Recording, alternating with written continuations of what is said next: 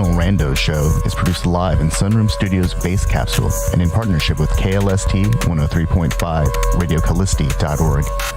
Remember to catch our Exceptional Randos live stream on YouTube every Sunday between 2 and 4 p.m. Eastern Standard Time. And if you have a story, idea, or question that you would like to share, we want to hear from you. Thanks for listening. Well, that was random. Exceptional Radio. Hey, good afternoon. It's the 2nd of May, and it's pretty fucking nice out, actually. We got some good stuff to talk about. We're going to talk about some grocery store alternatives, food delivery. But first, I want to touch on something that I read about recently. FOGO, fear of going out. I think it's like some kind of marketing term, but there's something about it that just bothers me. Like, I get it. FOMO is a thing, and YOLO is a thing, but FOGO. It's agoraphobia. Yeah. That's actually, there's already a term for it. Yeah, but FOGO.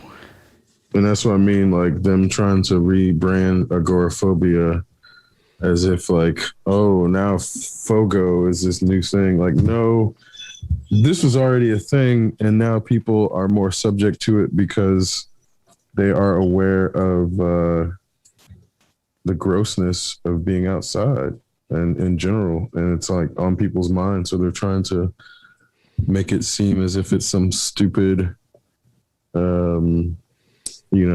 it's just a popular fear now.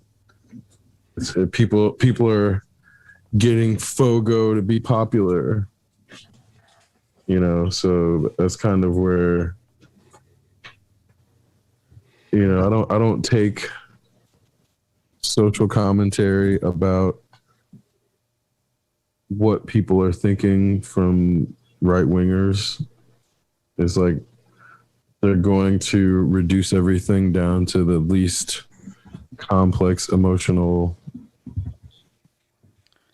assessment, and in that they're going to ridicule it and make it seem like it's something that's like childish. And these are people who don't believe in healthcare or mental healthcare for like, they don't believe in social services either. Right. So these people shouldn't be redefining things like agoraphobia in the context of some marketing scam. Well, it's just going to lead to like a new generation. If it really takes, it's going to lead to a new generation of people who struggle with a real mental health condition. And they're going to be denying themselves treatment probably because they're going to be seeing these advertisements for delivery services to satisfy your FOGO. Yeah, basically. FOGO. Yeah, they're trying to make it as if there's something you can buy to get rid of your FOGO. I almost saw it like a shaming element to it. Like they were attempting to shame people for some kind of irrational, like, oh, that's just FOGO. That's what it is. It's terrible. That's totally what it is. It's trying to like shame people who've developed agoraphobia over the course of the pandemic. Also, it seems to be connected to obsessive compulsive disorder as well, and people may be developing symptoms or conditions associated with OCD because of their concerns and awareness of the... I mean, it's not real OCD. It's like the public understanding of OCD. Let's keep that clear. Yeah. Like what people think of as OCD, like washing your hands is not OCD. That's just being hygienic. Like washing your hands compulsively is something that, it's like when people are doing it irrationally, they're scrubbing their skin off in the process of doing it. We're not just talking about keeping hands clean all day. This is like, and this is kind of the problem with media misrepresenting actual diagnoses, because then you have like OCD can be like, oh, this person's flipping on lights, or they wash their hands a lot, or they use like you go back and look at Monk and what they were trying to represent as OCD. He was just being hygienic most of the time. There's like a few things where it's like, you know, like he'll touch tips of things, like that's actual OCD in the sense of like the fact that he can't pass by a point without touching it. Like that's actual a compulsion. But just using like sanitary wipes when you touch somebody's hand, that's just being properly hygienic, and we understand that now. So there's all these things about how they were trying to represent what's OCD to, you know, create a character, especially when the time Monk was coming around. It was right after that push for hand sanitizer. There was a period where people were using hand sanitizer after everything, and then there was a backlash against it, and then people stopped bathing, and they're like, oh, you want to use hand sanitizer and everything? I'm going to stop bathing. How about that? This is the natural reaction. This is why humans will never make it into space. Because some dumb fuck won't take the shower or the chemical bath they need to take before they get into the shuttle, and they'll contaminate the entire spaceship, and then everyone will die before they ever get to the place they're fucking going. Like, that's the fucked up reality. Some little bacteria will get lodged in the water recirculation system. Everyone's gonna get sick because one dumb fuck wouldn't use their fucking deodorant right. Isn't it interesting how complete and total moronic behavior and stupidity can lead to the relegation of an entire evolution of a species to the realm of fantasy and the realm of fantasy only? Or fiction, rather. Science fiction. I think all science, it's all fantasy at some level. Yeah. I mean, unless it's like science, not like a biography that's heavily regulated and fact checked so that it's only presenting science fact and actual events recorded about somebody. I mean, I guess that could be a science nonfiction. That's like a history book though at that point. I mean, that's where alternate reality is supposed to come in. Yeah. And that's, again, there are places for this stuff. But the problem is we don't have a population that's smart enough to discern between these things. And thus they, end up getting conflated. So then the people who are consuming science fiction also are watching Ancient Aliens, thinking that Ancient Aliens is a valid theory. So it's this weird, uninformed consumer population that thinks they're informed because they listen to people like Joe Rogan. Oh God. Who make them feel smart. Wait, didn't he say something dumb, like he didn't think that young people should get the shot? Exactly. And all the numbers are pointing to younger people, like in our age group and younger. Did you not hear his follow-up?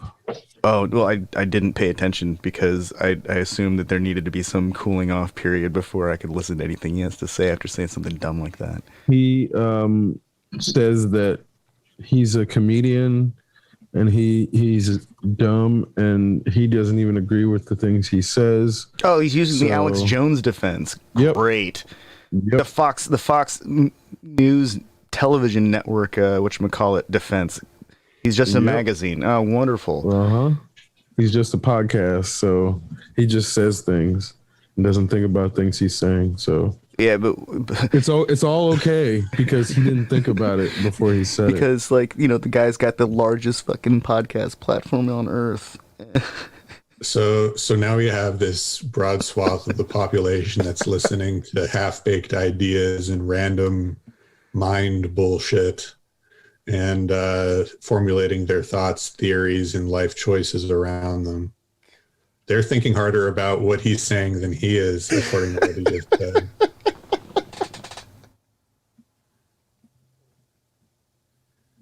And when the White House comes out and rebukes your podcast. Oh man. That's like a Simpsons level moment. Like when somebody appears on The Simpsons, that means they are part of like the pop culture of Americana for all time now. Mm-hmm. When the office of the president rebukes your podcast. Oh, man. You know, it's bound to happen eventually. You know, this. I was watching a bunch of funnels and sponsored ads, and because that's all my Facebook is anymore. It's really kind of sad. And I noticed that practically every single one of these things was somebody talking in a way that if a salesperson or customer service representative tried to talk to me like that in person, like really aggressive, I would wonder, like, fuck, are they on drugs? Holy shit. Like way too intense. And it made me feel like I would just walk away from all of this. I wouldn't want to, this isn't the kind of customer service experience that I'm looking for. And one after another, it was like this. It was really surreal. And then I went to, YouTube, and I started looking at some of the channels that I like to watch, and a lot of them have this very same kind of theme going on where they're really hyped and they're talking louder than loud. Like really fucking loud.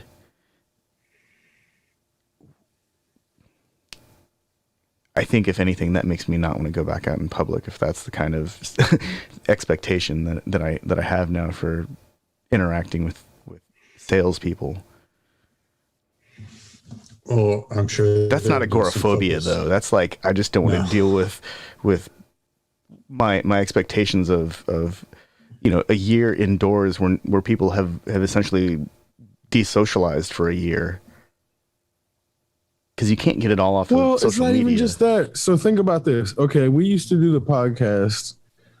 I don't even live that far from you, but it's like 5-6 miles back and forth. It was destroying the earth to record the podcast when we could just as easily do it over Zoom. That's true. The idea that like people are trying to rush back to destroying the fucking planet just so they can be in the goddamn room with people when we don't have to do that anymore is infuriating, because that's why I'm like, all these conferences and summits and all this shit where it's like, oh, really? People just want an excuse to have somebody serving them and have these little finger foods and an excuse to drink with people and lose their inhibitions and possibly hook up and then blame it as if it's like, oh no, this is for the progress of our industry. Like, no, you just want to fuck somebody is what it comes down to, and you want to make it easier to like make it so that you can have a pool of people from which to draw to fuck. That's what all it is. And people want to pretend that's not what it is. Like, oh, I just miss being outside. No, you just want to put people in a vulnerable position so they're basically your social hostage, so it makes it easier for you to find people to fuck. That's all it fucking is. And I'm sick of people acting like it's anything different. That's all the fuck it is, man. That's all it is. Because then when I'm like, okay, I miss hanging out with Bruce. Like, but that doesn't, like, we don't have to do that on the podcast. Like, I've come over your house and hung out just because, like, we don't have to do that around the podcast now. So the fact that we've found a way to, like, not destroy the planet while recording the podcast, it's like the carbon footprint of my going back and forth to your house every week doesn't seem that big. Over the course of 3 years, it fucking adds up. And that's why I'm like, people have to look at their own footprint realistically, where it's like, you don't have to be driving around. Like, I stopped going to the grocery store. We've been getting our groceries delivered for like 8 months now. And I'm thinking about it where I'm like, Imperfect Foods was like delivering to my neighborhood before. So I'm looking around like, oh, there's multiple people in this place who are now not driving and all getting our groceries delivered at the same time. The more people that do that, the more efficient this whole subsistence is, in the sense of like, if everybody in this apartment complex got Imperfect Food delivery and weren't driving to the grocery store because you can't really carry that much walking. So it's like the process of all of us getting our groceries delivered cuts the carbon footprint so tremendously because there's like thousands of people in this complex. And if there's like then 4 or 5 people that then deliver everybody like thousands of people's groceries, the carbon footprint reduction is so dramatic that people want to like not think about that because they want to, oh, I just love going in the grocery store and just walking down the aisles. No, you want to be fucking in the place where somebody's then hostage, so they have to talk to you if you're on the same aisle, because there's always like people who have their guard down, and it's easier to just fucking catch them and talk to them at the grocery store. That's what those people want, because like talking to anybody in the grocery store. Yeah, because if you like really look at it, when we're getting our groceries delivered, somebody's picking them out for us, so we're only getting groceries that aren't rotten. And in the process, it's like, I don't have to touch all the other groceries and potentially fucking get some other germs because I had to like touch the avocado and see if the avocado is soft. And there's like hundreds of other people that came through and touched the same fucking avocado and put it down because it wasn't ripe yet. The first avocado in the front, that motherfucker probably has so many germs on it because it's not ripe, and everybody touches it first and puts it down. The last several times I've gone anywhere, I look for the hand sanitizer station as soon as I walk in, and then I, get the paper towel or the handy wipe and I wipe the cart handle and rim down because I know I'm going to touch that. And for every other person that I see who uses those resources, there's somebody who just walks right in. And it's like, not even thinking about it. It's like, it's kind of maddening. It's like, come on, it's right here. There's a big sign that says, hand sanitizer. and so I got my second shot on Friday, and the place was in use. There were only a few empty seats, meaning they weren't at capacity, but there was at no point where it was the line completely empty to get in. It was just they were working it like a well-oiled machine. And in this room where everybody's wearing a mask, there's still one person who manages to have this thing down below their nose, and it's like, seriously? I mean, at least they're coming in to get their shot. Good. At least they're taking the step towards whatever is going on. But those end up being the people that infect others at the vaccination sites, because I know personally somebody who got infected at the vaccination site on their first shot, and it was their second shot, in fact. Yep. Because it was like he had gotten to his second shot, and then 14 days after his second shot, he got sick. Yeah, 14 days later, you're supposed to be vaccinated. Right. But he got sick at the site, and it's because of those dumbass types of people that can't fucking keep their masks up, and they're like, oh, I'm going to go get my shot. End up being fucking asymptomatic and infecting people in the process. And it's like, yeah, I'm like done interacting with people more like more than I have to. Yeah. And it's like, I'm never going to interact with people ever again in the same way because society has like shown that we don't have to. I'm not going back to that shit. Nope. You cannot pay me enough to go back to not wearing a mask in public. I didn't get sick one time last year. Not one fucking time. Because I'm not breathing in other people's goddamn germs. Not covering their fucking mouths when they cough and sneeze and shit.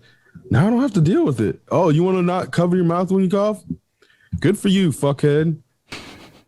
I'm not catching those germs.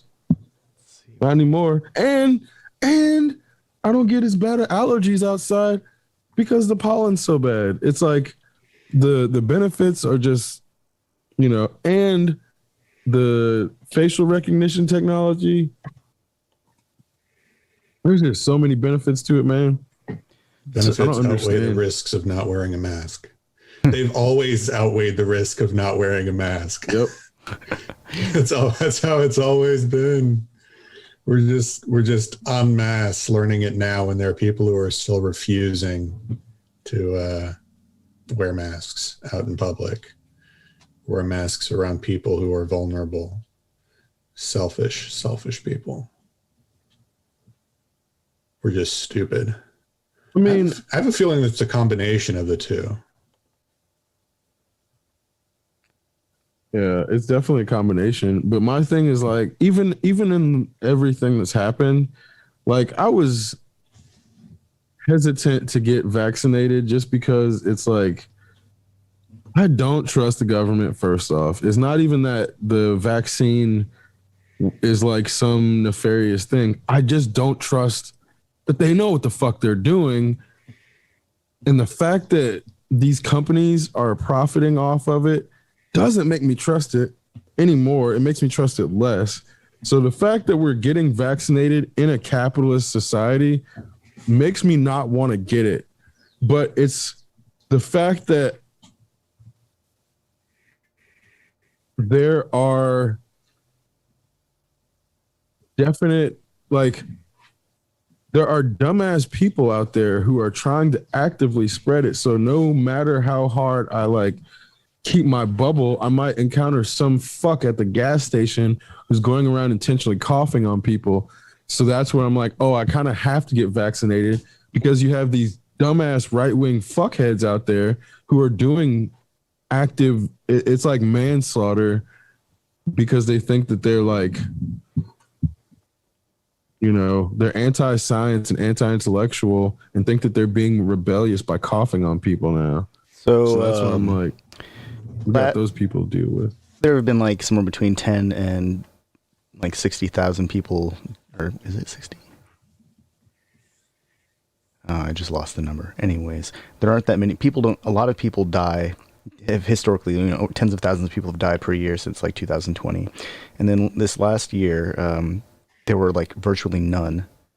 And so far since last September, through the traditional flu season, there have only been 2,000 cases reported or recorded. 2,000. Yeah. I know I didn't get the fucking flu. I didn't get the flu either. And you know, not even a cold. Yeah. I'm not complaining about that. You know, the thing that's like crazy about that, just that, you know, only 2,000 reported in the last, I mean, like over 6 months. We had 14,000 new cases of COVID yesterday. Or no, as of today, just as recorded today, 14,000. We had 42,000 yesterday. That's like probably as many people as got the flu in 2019. Yeah.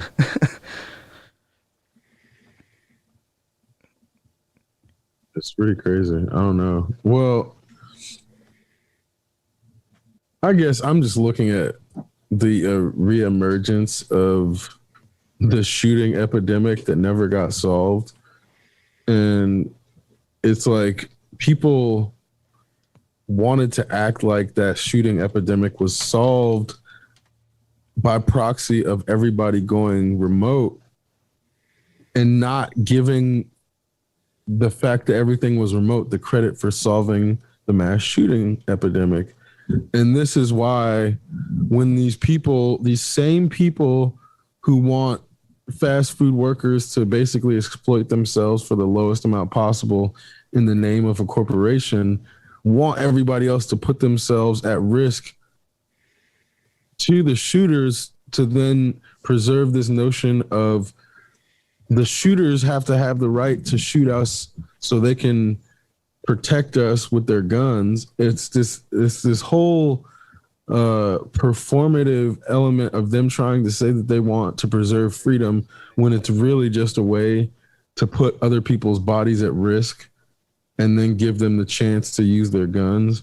Because it's like these are the same people that were basically praying for some sort of solar flare to wipe out our. Looks like a gunman grid. shot two women in an Indiana grocery store today. Jesus fuck, man. And on April 20th, there were two people. One person was killed and two were wounded in a Long Island grocery store. And then on the 23rd of March, 10 people were killed in a Colorado grocery store. This is all this year. This is all within the last month, basically. Or no, 2 months. Like, holy shit.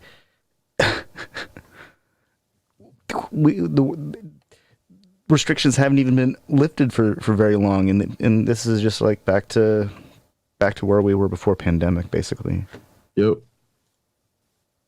And you can see it. It's the openings of venues directly correlate with mass shootings. It's like These people have spent their entire pandemic playing like Call of Duty and Halo and whatever kill 'em all game, and they get out into the real world and their social skills have depleted or deteriorated to the point that all they knew how to do is talk shit online, and next thing you know, they're shooting the place up in real life. I mean, I don't think those two things have anything to do with each other. I know. I'm just talking shit. This is, well, in the sense of like, this is where I've been playing video games my entire life. I've never tried to do a fatality on somebody. Yeah.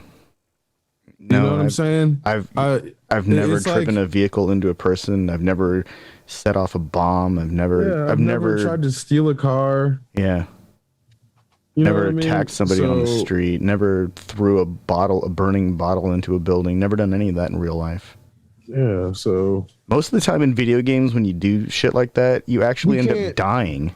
You can't blame video games for white supremacist fuckhead kids that have had no repercussions in their lives, that feel entitled to go use other people's persons as their personal playground. That has nothing to do with video games. That has to do with their parents making them feel entitled to go shoot up people or the system. That's what I'm saying is like, this is like, I don't know if you've ever seen Brightburn, but in that movie, I don't know if it was I remember that movie or not, but that was like an anti-superhero movie, right? But the mom is really the main villain because she enables the kid to like abuse the little girl, and she keeps telling the kid he's special and protecting him from repercussions. And that's where, to me, I was like, I don't know if James Gunn did that shit on purpose, but this like lady protecting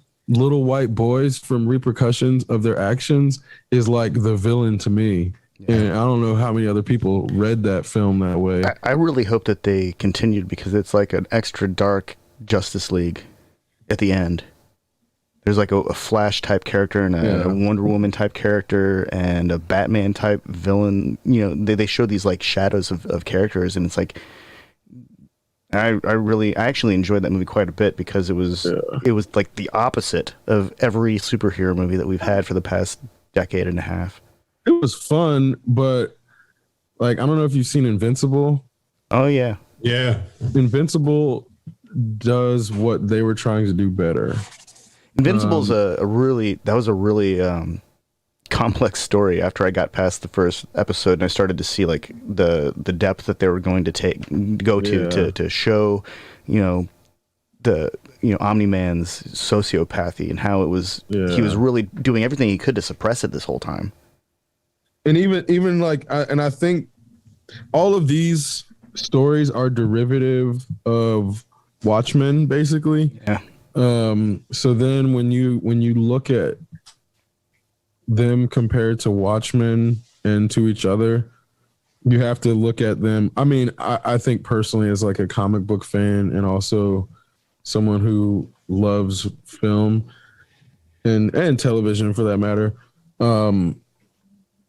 is not to say like, oh, this is 100%, like this property is better, but what they were trying to do, I think, becomes, it's sort of unclear who's being romanticized in Brightburn, which I think is problematic, which is why in Invincible, when you have a clear moral juxtaposition, it's a better story, because it's, I don't think we started off this conversation, our American audience isn't smart enough to handle gray stories that are 100% gray yet. And in Brightburn, I don't know if there is anyone that's actually the moral counterpart, because the dad is like ready to kill the kid and shit. That's not cool. Oh yeah. Well, so You know what I mean? There's like there are not really.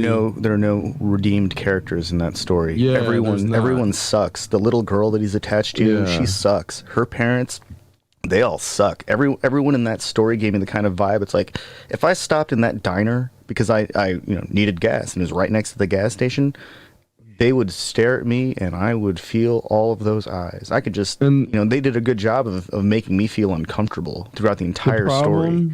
The problem is Americans are too easy to, or too quick to identify with characters that are meant to be unredeemable, which is why you have people identifying with like Rorschach and Homelander and shit like that. Like these characters are meant to be unredeemable, but America, or like Joker, you're not supposed to identify with Joker, bro. How many Americans are like, oh, Joker, I'm wearing, they were like going out and reproducing the fucking scenes. Like, this is not supposed to be a character you identify with, but Americans are just not smart enough to get the nuance. And then they're like, oh, Joker's an anti-hero. Like, no, he's a psychopath. Fucking psychopathic villain. He's not an anti-hero. Okay, so I've said this before, but I think Joker is an incredible supervillain. He's so crazy that the laws of physics just don't apply to him. Because I've seen on more than one occasion where he rides a helicopter down the side of a building, or is in a plane that crashes into the side of a mountain, or in a car that gets crushed under a bridge, or in a train that gets derailed, and he walks away from it. Because he's so crazy that, he just laughs his way through the whole experience, and he walks away. Nobody else in DC has that kind of Flash. Harley Quinn does. Harley Quinn does. That's why they're perfect for each other. Yeah. That's the thing. Like they're just as psychotic as one another. They can just walk away from the exploding building. That's why Birds of Prey is so cool, is because they actually visualize what you're talking about. Oh yeah. In her dissociation and showing what she's experiencing versus what's happening in reality, they like completely visualize that as a superpower. So that's where I think that's like one of the best DC films that's been made yet. But it's like, again, you're not supposed to identify with Harley Quinn either. You know what I mean? Yeah. Like, I mean, not you. No one is. No one is. It's the same thing with Boba Fett. We're not supposed to right, exactly. We're not supposed to relate to these characters. They're not Darth even Vader for that matter. Yeah, exactly. These are the antagonists. Yeah, like we're not supposed to identify with Darth Vader, bro. Like these goddamn dumbass Americans can't help it. It makes me think of how the entire like slasher genre has been one massive warping of perspectives on mental health, like because you have all these people escaping from mental institutions or being put into mental institutions or struggling with mental health, and then it basically demonizes people who have actual problems with or have struggles with mental health, and then it subsequently has all these that basically makes them out to be like murderous or romanticized in these horror films.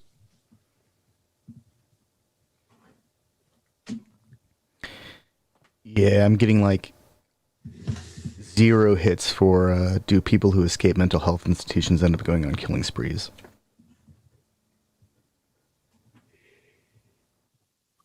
I mean, I think that's it.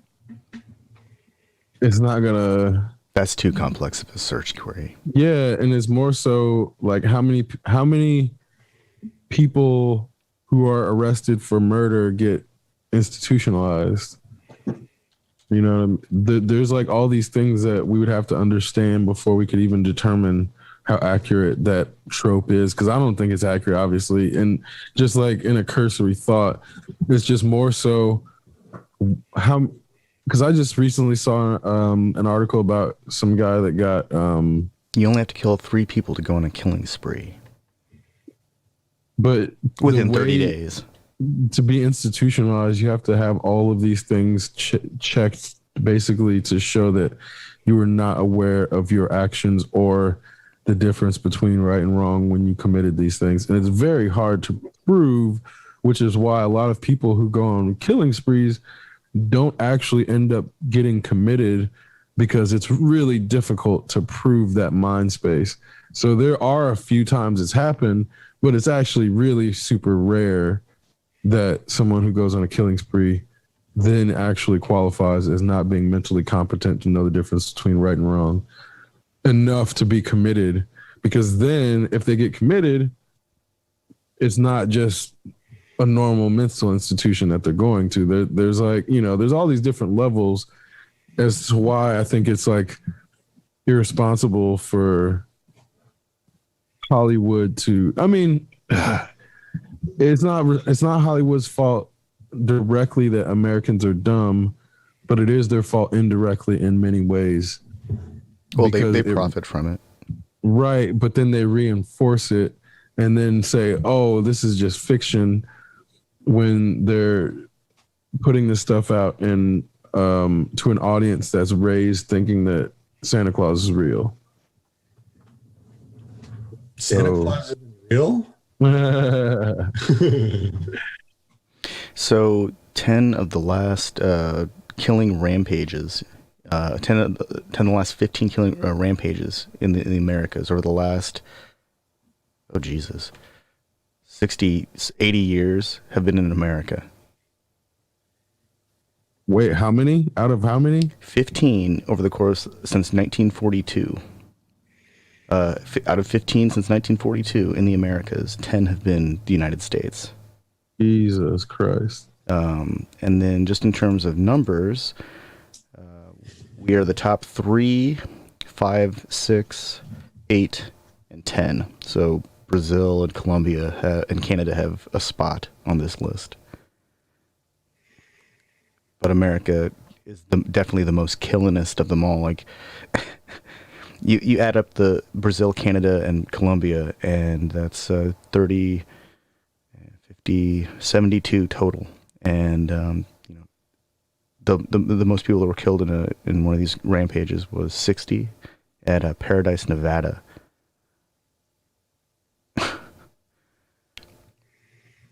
That was in 2017. I think that was that when that guy shot up that performance at a casino. So Americans act like that should never even happen now. It's super crazy how there's just too These are many just rampage killers. These aren't even like, this list doesn't include like mass shootings or I mean, this is not a comprehensive list. I think this one's like 50 plus, right? This is the top 15. No, the lowest number is 11. Oh.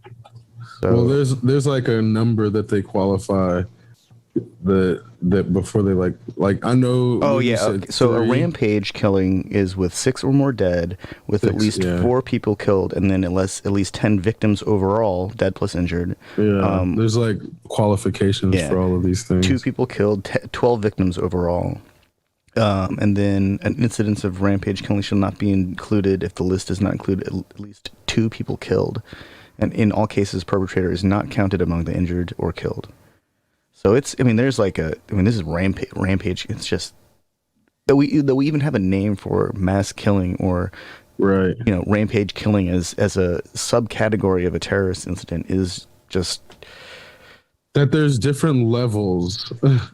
It's crazy. That's like Americans are so used to that shit that they can't fathom why that's horrible. Well, you know, it's just the way it is. The more classifications that there are, the fewer types of incidents will fall into each classification, and so the numbers aren't as bad because there's less of a scale to judge them against.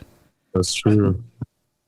I mean, that's how you desensitize people to it then. Yeah, to wrap one's mind around that loss of life and the potential for brutality and violence for whatever justification the perpetrator seems to have, which is usually not sufficient to justify killing other people. It's never a justification. I mean, to really wrap one's head around that takes, you know, a certain level of critical thought that just isn't really perpetuated in America, especially in the educational system. At least not anymore. or was it ever? I mean, there's a certain level of devaluation of life that's inherent in American culture. I mean, we see it, how people's lives have been devalued since the country was created. You know, people who were living in the country didn't have full citizenship because they weren't considered as like full human beings. So I think. So on this list, since 1942, in all of the Americas outside of the United States, the number of people killed from rampage killings is 87. And the number of killings in the United States for, most recently are in Paradise, Nevada, and then Sutherland Springs, Texas, both in 2017. And between those two, 85 people were killed. Just in 1 year versus the entire, what the fuck is wrong with this place? When you really take a step back and look at the numbers and just think that these are individuals who are just doing these things and it's not stopping, it's continuing, like Chris said, with the loosening of the lockdown restrictions or the return to quote unquote normalcy that people have been craving for so long. All of a sudden we have this uptick in murderous violence. It seems to be ingrained in the culture. It's this need to violently dominate other people, dominate your own neighbors, no matter where they happen to be. If they're just going about their daily lives, just dominate them. That's what people seem to want. And it's this desire for dominance that, like unchecked dominance, that's just going to lead to the perpetual downfall. Or just a chaotic state. If nobody, if there's no adjustment, if there's no social rebound from that kind of behavior, there's no education or generations, generational planning for the reduction and ultimate elimination of that kind of behavior. It's probably going to be done through education if it happens at all. And if it happens at all, I don't see it happening first in this country.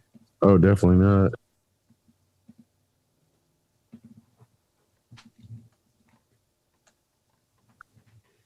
And this gets back to the whole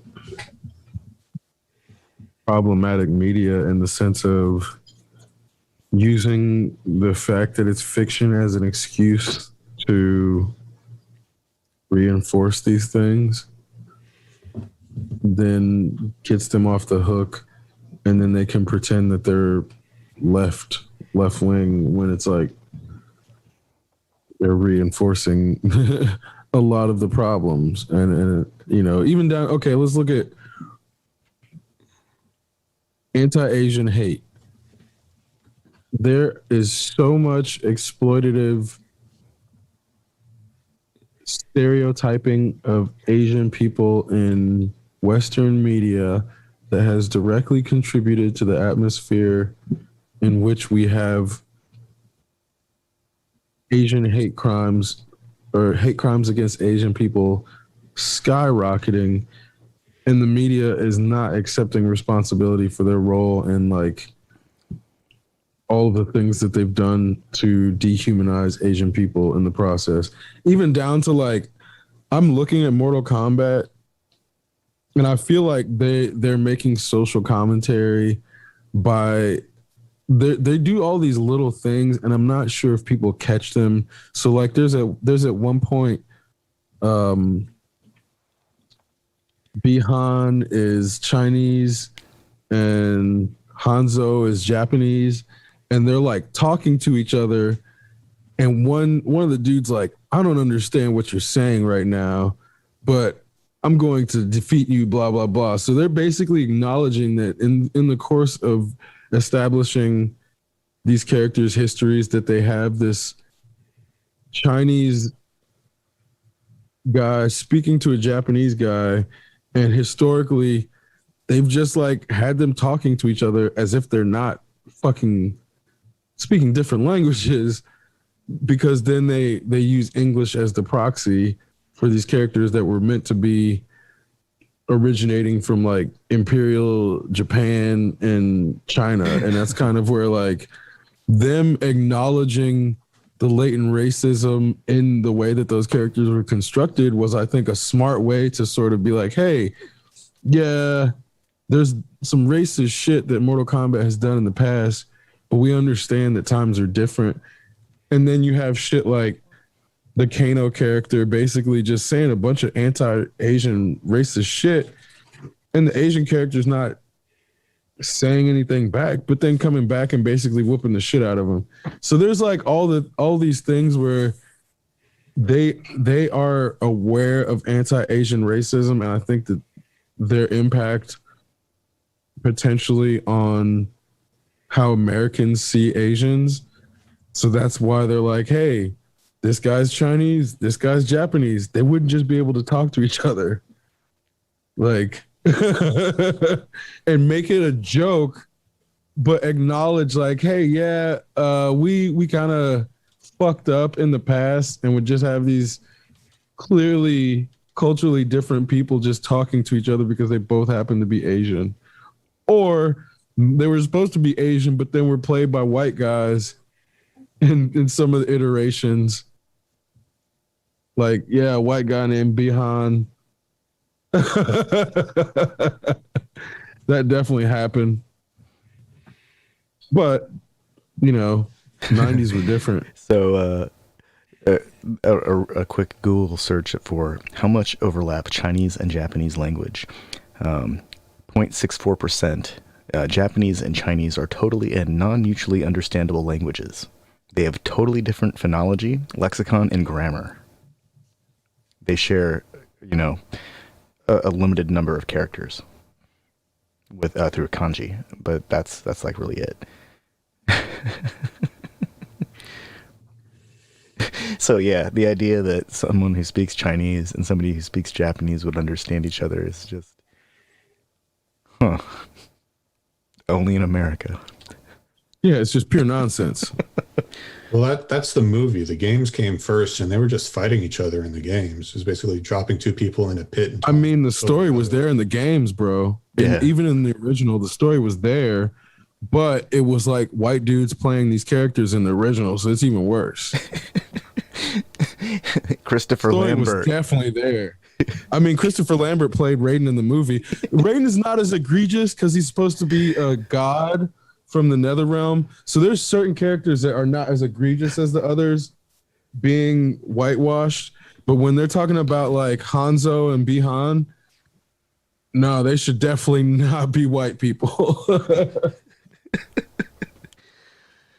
Yeah. No, the first game they spoke English. You know, he'd be like, do you know if it would be Bihan or Bihan? I don't know. I'm not familiar with the way the language is properly pronounced. So that's why I'm like, it's BI-HAN. So that's why I'm like, it's either B or Bi. But I can't trust Mortal Kombat to pronounce it right because they had like a white dude playing it. yeah. Let's see. When I look for Bihan, I get Noob Saibot. Huh. He's the Elder Sub-Zero.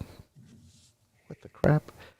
I have to admit that I missed a lot of the Mortal Kombat series. I remember the last one I played was like the first one where it was a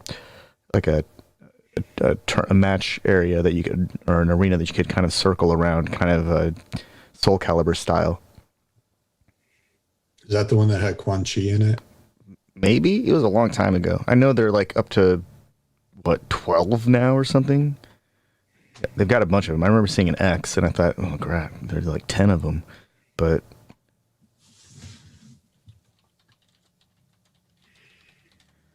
let's see how many games there are. 11. Yeah, they're on 11 now, and 11's actually really good. I didn't pick it up until recently. Once I heard about the new movie, I'm like, okay, I haven't played Mortal Kombat in a decade at least. Yeah. So, I was thinking about it like, Injustice is really fun, and the way that they were adding the characters like RoboCop and Terminator, and Rambo. I was like, okay, they still have the spirit of the game. So I just went in, blind, like not knowing what to expect.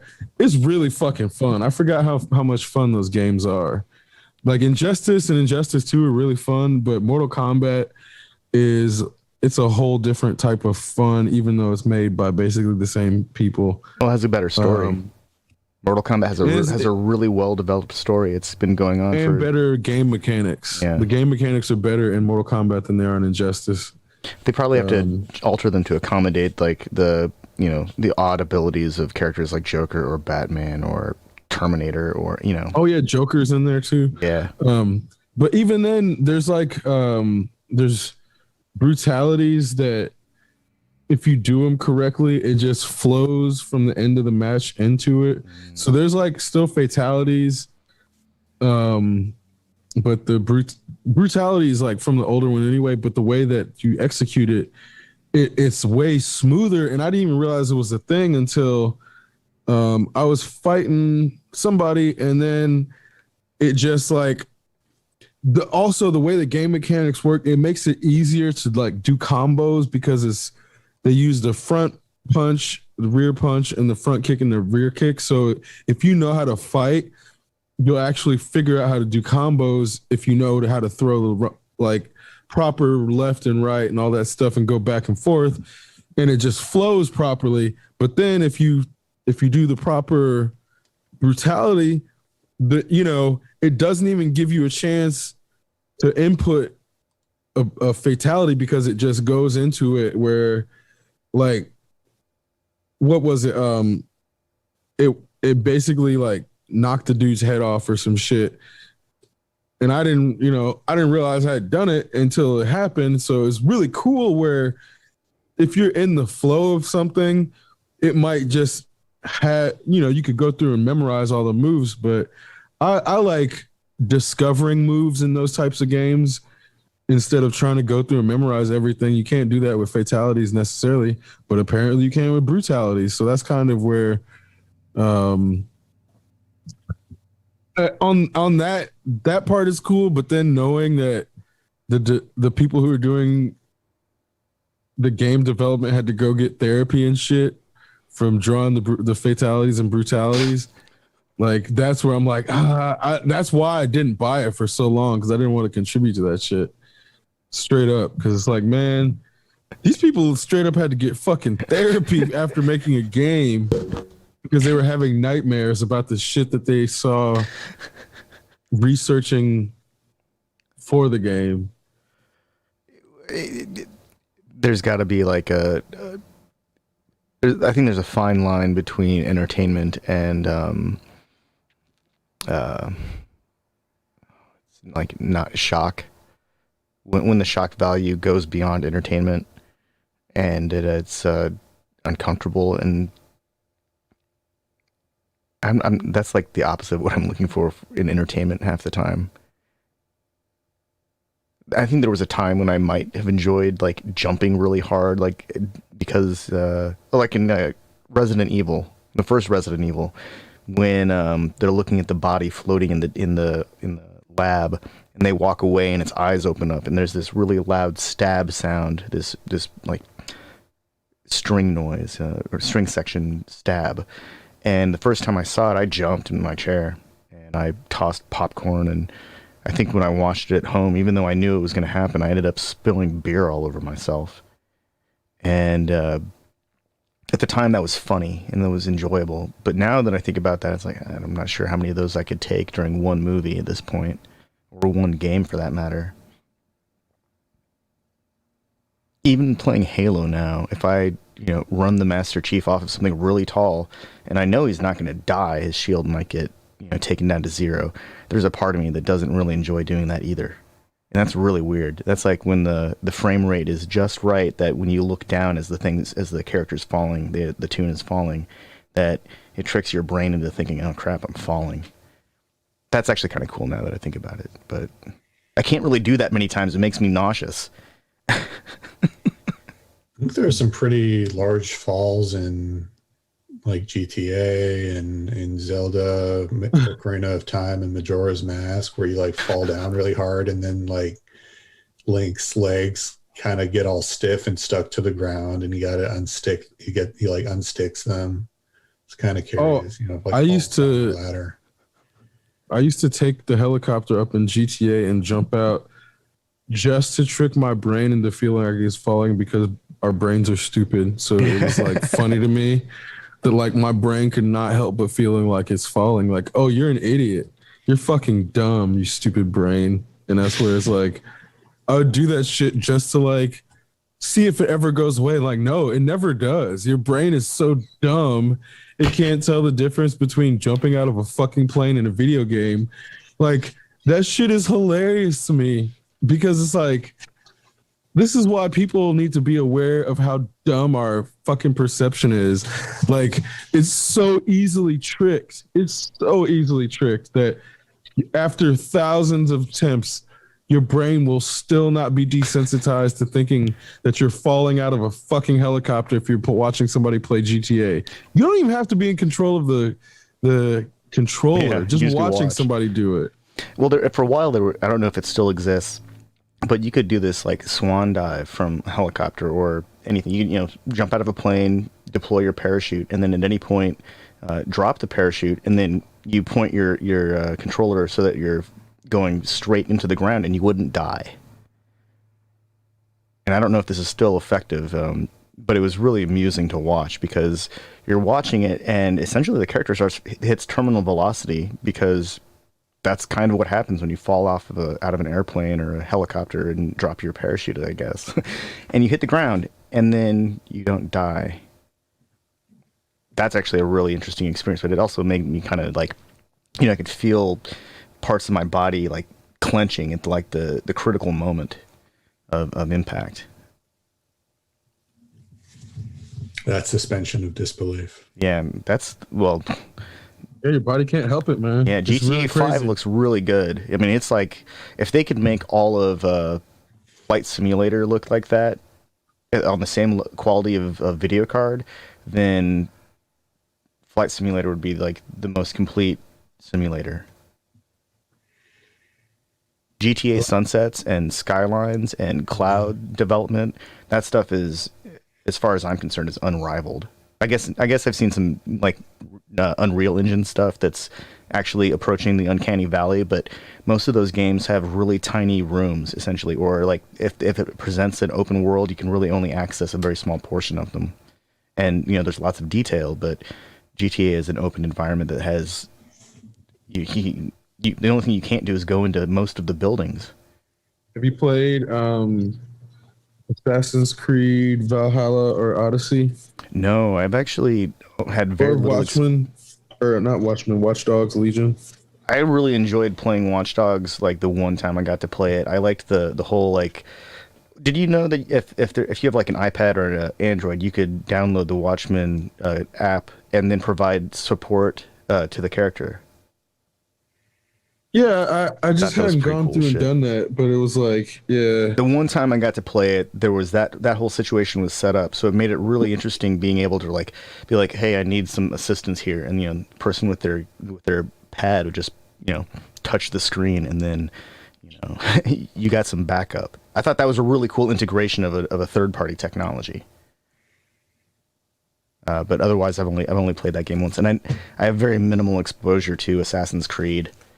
I think what I know of Assassin's Creed and what I've seen in like when people edit the cutscenes together to make the mini game movies, that game has a really rich story. Yeah, and the graphics are really good. That's why I was asking, because there's some games that are open world that just look better than others, and that's where the Assassin's Creed visuals are some of the best for open world. Obviously GTA 5 is really good. I haven't played Cyberpunk yet, but it looks really good. I'm just not I'm not too much into that. I So. think that we're going to have to wait for Cyberpunk 2078 before we get a really good functional version of that game. Right, yeah. Actually, wait till 2078. 2077 is the 2020. We want the 2021. We want we actually we want more. We want better than that. But yeah, I think the prospect of a real good Cyberpunk game is worth the wait, and I'm willing to wait. I don't need to jump in for something that's going to frustrate me.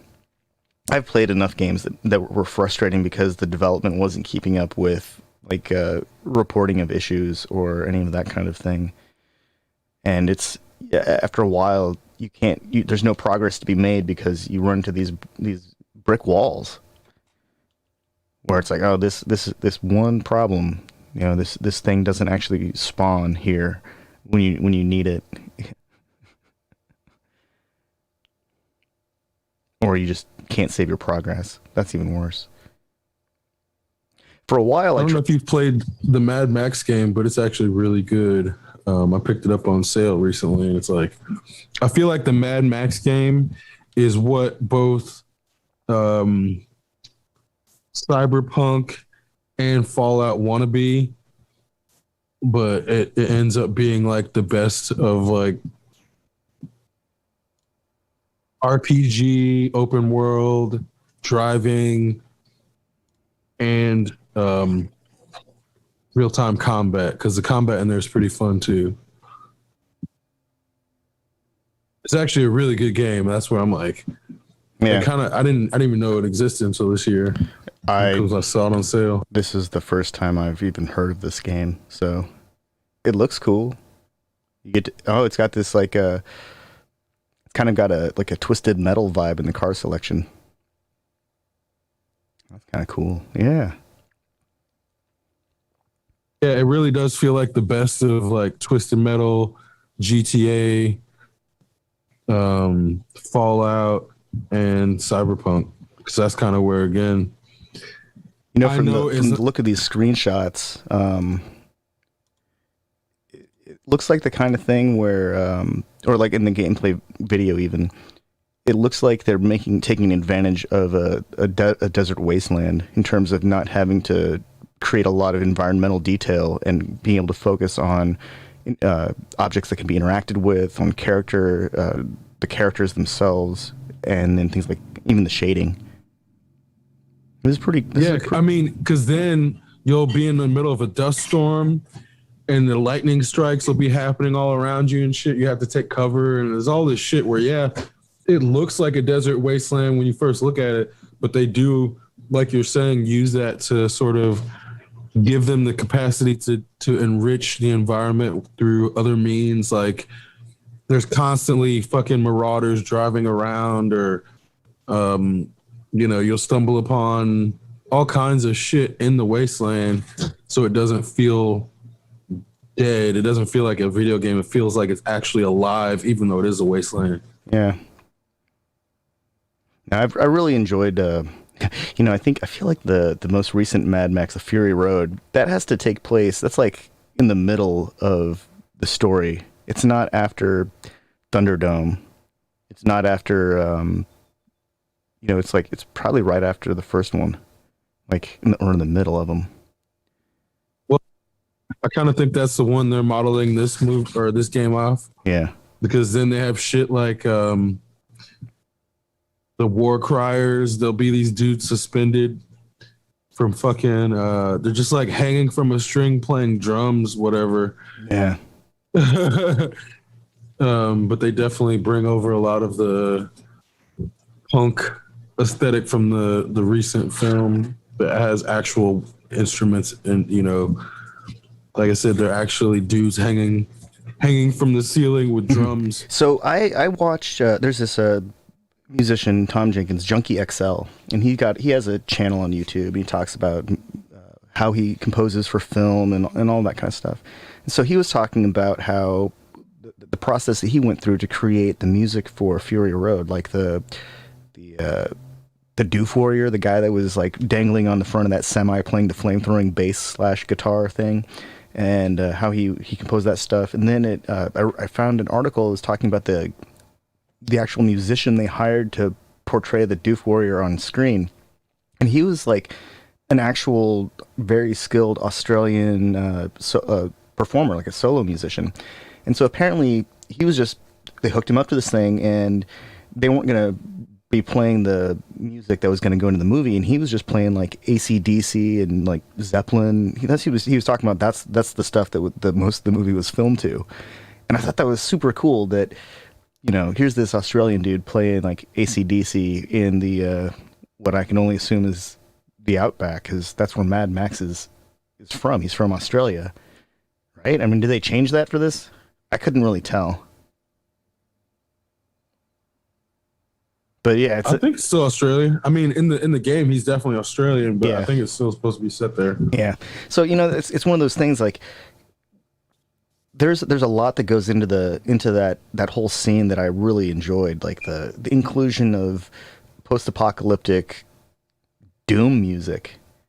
It was really good. It actually inspired me to take a 12-string guitar that I have, an electric 12-string, and just have it tuned so that all the strings were unisons, but slightly detune a set. So it was just kind of always out of tune, and just made for this really thick-sounding, really difficult to control instrument. And but it actually made it really easy to get close to the sound that I heard watching Fury Road. I really enjoyed that movie. Especially the chase scene through the freaking sandstorm with all those tornadoes. That was insane. Yeah, Fury Road is an awesome film. It was really fun. It's hilarious to me that here they are driving at breakneck speeds next to this giant, twister F3 tornado in the middle of, a field of giant tornadoes through a desert. And then at one point, people are getting sucked into the thing, and then the car gets pulled into it, and then it explodes. That's really stunning. Oh man, that's kind of what the game feels like in times. Yeah. Well, that sounds good. Yeah, the game sounds pretty cool. Yeah, they definitely did a good job with it.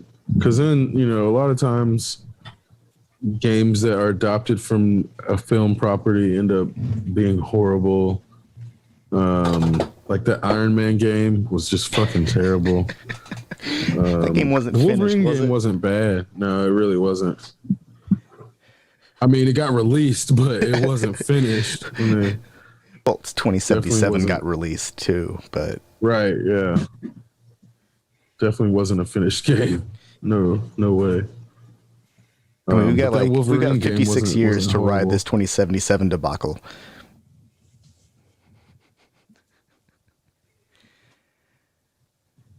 I have really weird expectations for Wolverine gameplay because of Marvel versus Capcom and the way that they had Wolverine fighting dynamics that were essentially Street Fighter fighting dynamics, and I know that's not how Wolverine actually fights. Yeah, that's true. But there's part of me that wants a Wolverine video game to have that kind of fighting dynamic where he's literally as fast as you can mash the buttons, and if you can enter the combinations in sequence fast enough, he'll unleash the fury. That's like my expectation of Wolverine, and maybe I'm romanticizing Wolverine's actual abilities, but that's kind of how I expect his character anymore. I think it would be cool if there was a set of combos for him with his claws out and with his claws retracted. Oh, like a kill him setting versus a just beat the crap out of him setting? Yeah, but I mean, we know he can probably kill people with his bare fists, but for the sake of the video game, I think there would be like a claws button or a claws combo of some kind, and then a no claws combo. I think for a video game, it would make the most sense if he had lost the adamantium and he had bone claws, because in the comic book, the bone claws were sharper, but they would break. but he could regrow them. It just hurt him a lot to regrow them. I think that would be a good way a reasonable nerfing of Wolverine. Because with adamantium, like, I mean, who are his real threats? Magneto? Basically. Yeah, Magneto. I'm the professor, but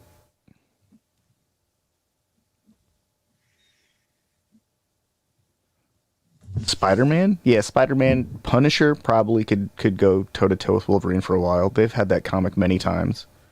Those guys could never get along. Yeah, he loses a lot, actually. Yeah, I know that I think about it. There are actually quite a few people who can kick his ass. What about the Hulk? They have a classic rivalry. That's where he showed up. Yeah, that's like the introduction. Yeah. They hate each other, but they work together somehow to overcome the... God, who's after him? It's like Omega Red and Daredevil or something. Not Daredevil. Deadpool. I feel like there's another person they send after them. They've redone that story a couple times, I think.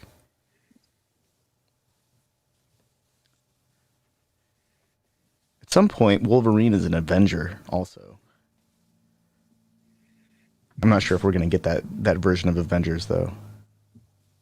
Like, he's on the same version of Avengers that Spider-Man's on. Well, he's in House of M too. Yeah. He's on He's on the Agent of Shield during House of M.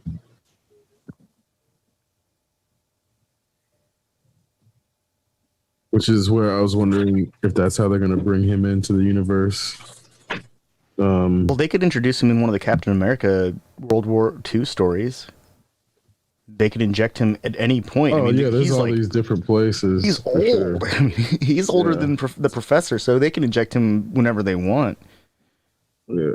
I think that's actually the beauty of Wolverine's character, is that he is his own time machine. Don't they have to also... Sorry, go ahead. I was going to say, even down to they could start in the future. Yeah. And have him sent back. What about the professor after he was vaporized and then he transferred his consciousness into that new person? Don't we have to see like who that is? And at the end of X3, I think the X1 through 3 continuity is like a non-canonical story exploration where they it's like a what if universe. That's the only way I can really reconcile that version of X-Men. Because afterwards, clearly, I didn't see the ending because I don't remember that part at all. I was I like, think it was after the credits. Yeah, I was gonna say it was an end scene. I boycotted those films after the first one came out because I was like, nope, the CGI is not good enough. These should not be made right now. So I definitely did not see the end of that. Transfers, it shows I think it was like Dr. Moira McTaggart at the bedside of this person that you don't see their face. No, you can kind of see their face, but it's shrouded by all his facial hair. Yeah, and it looks like a bearded Picard. Oh, it's really weird. You gotta I'm not saying go out and look at the end credit scene of X3 just to experience this, but they do a lot of hints at a continuation of that storyline, but I'm glad that they didn't. I'm glad that Sony saw or Fox. Is it Fox? Yeah, it's Fox. I think it was Fox. Yeah, I'm glad that whoever was in charge. Spider-Man. Yeah, I'm glad whoever's in charge of the X-Men. They decided, no, we're gonna tell this other storyline that people seem to be responding to, because this is definitely not happening. Especially after did that first Wolverine story and then the second Wolverine story. The first one was okay. No, the first one was terrible, and the second one was basically Silver Samurai, and that was all right. That was actually really fun. But that first one where they give us a Deadpool who can't talk, that was bogus. Yeah, I didn't like that. That is, as far as origin stories go, that was like the most undercooked, practically raw meal of an origin story. Well, the second Deadpool film kind of addresses that. Oh yeah. I want to like the Deadpool movies. But I just they're like too fun. I guess they're too self-aware in a way. And I guess that's part of the charm of Deadpool. I mean, Deadpool is basically for people who don't like regular comic books, and that's kind of where it's like a character for hipsters, really. You know what I mean? Like, I don't like Deadpool. I think Deadpool's lame personally. I think Deadpool's lame as fuck to the me. beauty of Deadpool is that he can break the fourth wall, and it's acceptable. You don't need him to break that either. And But that's kind of where it's like, other characters do it better. And his version of his stories are all really formulaic in a sense. You know that he has certain conditions, and that's really what drives his story. And he's going to make a lot of quips, but unless it's like a character that I'm interested in, like whenever he actually has to interact with Wolverine, I don't really care. It has to be, he's good as a mechanism within somebody else's story, but I've never been able to like stay interested in the Deadpool story. It's just, he's a secondary character. Yeah, that's it. He's just a secondary character. I'm more interested in what's going on with Cable than I am with Deadpool. I mean, he's literally a parody of Deathstroke. So that's why I'm like, Deathstroke's cool. Deathstroke is cool. I like that character, but Deadpool to me is just like, you'll always be an imitation, he'll always be a joke. And it's like I can't take that seriously in the sense comics aren't necessarily meant to be taken seriously, but they're not meant to be a joke either. And that's where the fact that he's a joke, it's like, I go to comedians for jokes. Unlike Slade, I don't think that Wade could kill Ra's al Ghul. Oh God, no! Like I think that wouldn't even be a good fight. Ra's al Ghul would just toy with him for a little bit and then say some monologue-y thing and then kill him. And he would know how to kill Deadpool, like for real. He would like cut him up and put him into jars or something and then pull all the oxygen out and then fill it up with some gas that would prevent cellular regeneration. Ra's al Ghul, he's like basically immortal. He knows how to do this shit. Mm-hmm. Probably has some like anti-life pool juice somewhere in some other cave. Yeah, I definitely would put money on Ra's over. Was there ever a racial dark side crossover kind of? I think that Ra's al Ghul is too similar to Batman. I don't think that he would align himself with Darkseid. Like fundamentally, Ra's al Ghul and Batman are like they're like this, cut from the same cloth. They just have different ways about achieving their goals. Batman was... Yeah, it looks like they actually fought. Oh, really? I mean, cool. Well, hold on.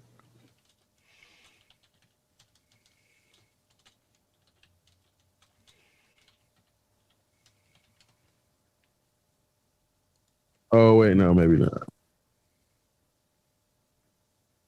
Oh, these are like, who would win type. Yeah. Fan versus, not actual versus. Yeah, I don't think that they would ever... I just don't think that they would actually be... Their interests aren't the same. Ra's al Ghul's interests are in, cleansing society and making it, reimagined in his... reimagining society the way that he thinks that it should be.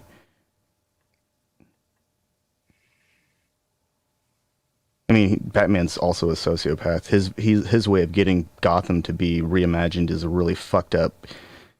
Guy's got billions of dollars and won't fix the town. He wants to go jump off buildings and beat people up at night. I get it. He's got lots of money and he's bored. Ra's al Ghul has tons of money and he's bored too, so he goes and kills people with swords. They're I know they're not the same, but they're kind of the same. I mean, even Arrow, it was in line to be leader of the League of Assassins. He's kind of the same way. He just has a different way of doing business. Arrow kills people, right? Fuck yeah, he kills people. Yeah. Yeah. Even after he loses an arm, he still kills people with that bow. Yep. Yeah, Arrow's hardcore. Like, one-armed archer. Although I feel like he should have had like a cybernetic arm attached or something. But at that point, he had resources. He was just as sophisticated as Bruce is.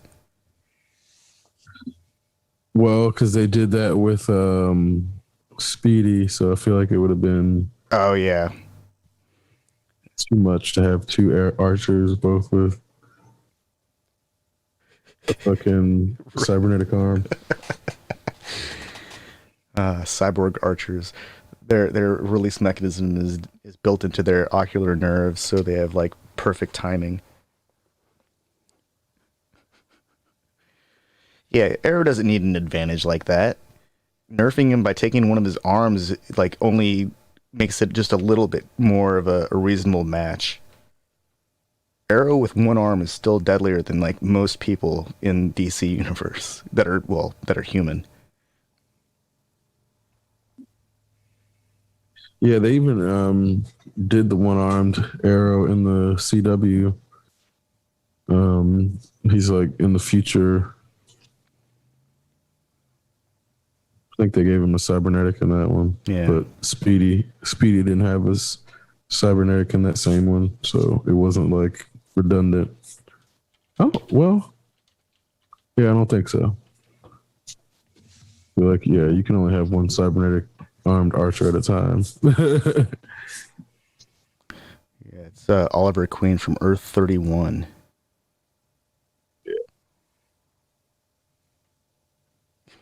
Yeah. All of the different Earths.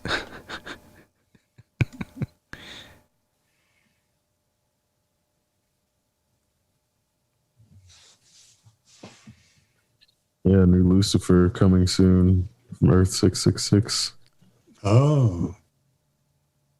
They had a crossover with Constantine for that. Yeah. That was funny. I bet Lucifer and Constantine have a really, really fun relationship. I can only imagine it involves a lot of booze and people who are confused.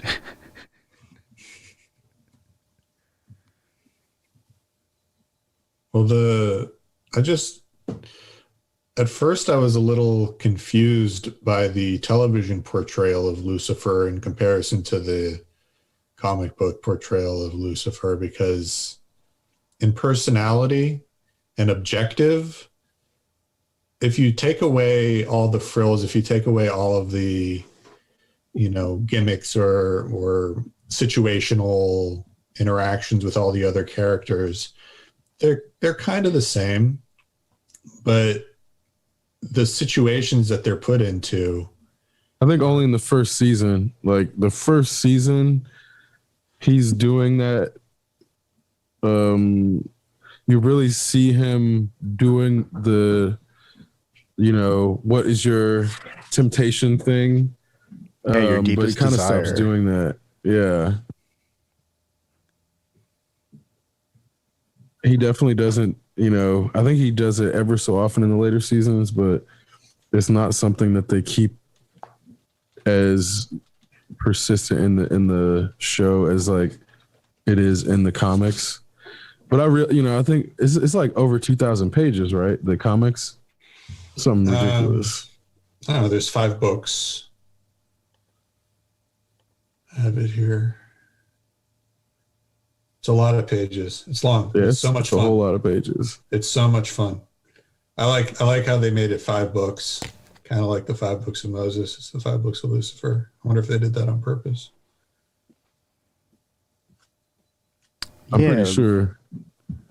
pretty sure it's intentional, because it's basically like retelling that story in modern times. Yeah.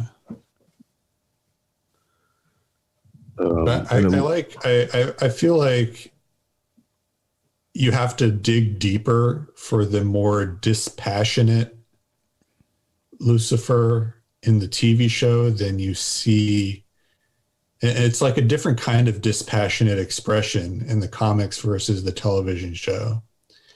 Because basically Lucifer in the comics will come across you in his domain and leave you to die and tell you that you only have, an hour left to live because you came in uninvited and your kidneys are failing. Whereas, the Lucifer in the TV show created an environment to like kind of reside in or dwell in, but was always inviting people in. And Lux was like kind of a different place in the comics. It was more of a lounge as opposed to the nightclub, which isn't to say that isn't exactly the same thing or it's not the same thematically. I just feel like there are definitely differences besides the color of the hair, which they addressed in the TV show. Oh, I thought you were blonde. Oh, I thought you were blonde. He's like, oh yeah, I get that a lot. But yeah, I mean, I like the TV show and I like the comics for what they are independently of one another. And yet at the same time, I feel like it helps to appreciate the comics more to watch the TV show, and it helps to appreciate the TV show if you read the comics.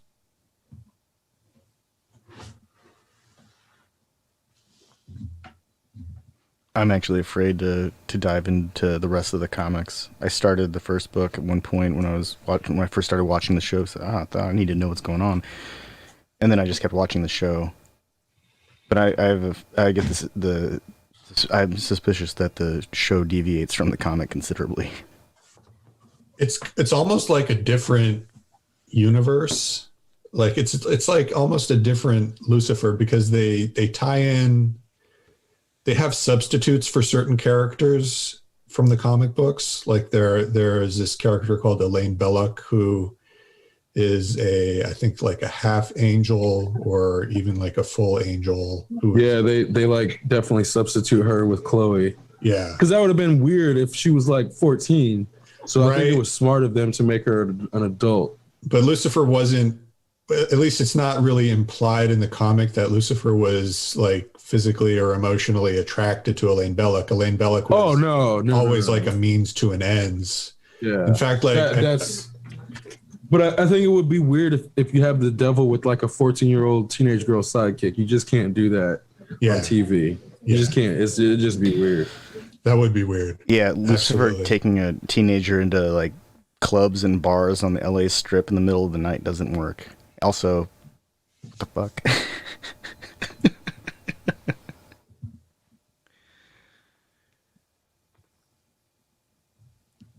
I think that there's a lot of things that you can do that can be done in a graphic novel that are still unsafe for television series. Things that can be done in literature are not things that can always be done in a movie or a TV show. Like just ever.